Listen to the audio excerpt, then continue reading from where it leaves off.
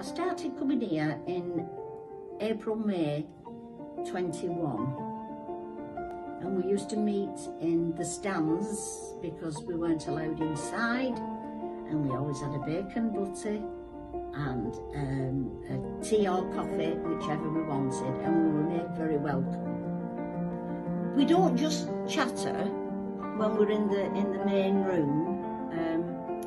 We play indoor bowls. There's games to play, so it's, you know, it's very good. We really enjoy it.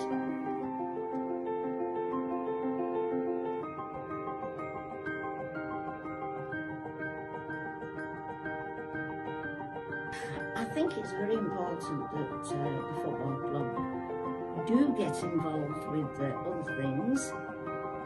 That there's even a food bank, which I think is absolutely fantastic. It's not just an institution on its own, it's reaching out to other people, especially older people, because there's a lot of people who are on their own and they're lonely. And I think it's a good way of getting people in to see what we do, what we can do. But let's be honest, we can't do this without the staff.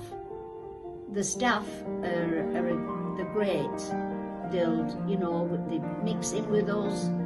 We can ask them any questions we want. So I think, you know, if we could get more elderly people in fact, I've started bringing a friend of mine who's a widow, and she loves it. She's enjoying it. Our Friday morning social sessions just provide space and time for anyone who's either over 50 or a military veteran to come down to the football club and chat, have a bacon butty, have a brew, make friends, just socialise with like-minded people and get out of the house. So Anne's been coming to us since our first session coming out of the coronavirus pandemic.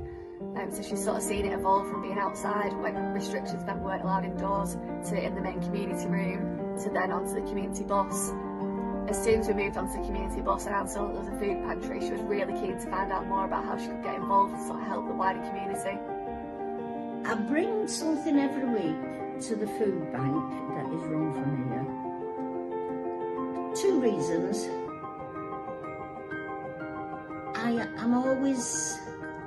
I'm a carer. I did that for a job when I was working, and I've seen in the past what happens, and some people, you know, they're stretched, they don't know what to do, they're wondering where the next meal's coming from. Because they're elderly, they don't know the help that they can have. So I've always looked on it that side, and especially more now because of what's happened with COVID and the economy and things. I'll admit I can't afford a lot, but I try my best to bring, even if it's only two things, I'll bring it up and it goes into the bus towards the food bank. If I can afford it 1 week, I'll get more. It's a voluntary thing, but it's something that I think is worthwhile doing.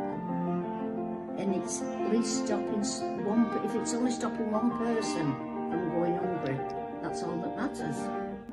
I was talking to Scott one day, and he was saying that he has a gentleman comes and he does a bit of gardening.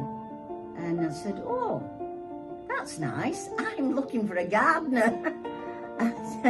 So I gave him my phone number, and Scott approached this gardener when he came in next time. So I have got myself a gardener now, and he's a lovely man, and he does exactly as I want. And he's not one who's pushy. He's not bothered about not coming every week. He's going to come when I need him. So there's a positive out of it. So yeah, it's certainly recommend him to any of my friends if they want a gardener. He's such a nice man, and it's nice that he's getting some work which he wants, instead of benefits. And I think it's wonderful if you can do something like that, help somebody along the way. I think it's just in my nature. If I can help somebody, I'll help them.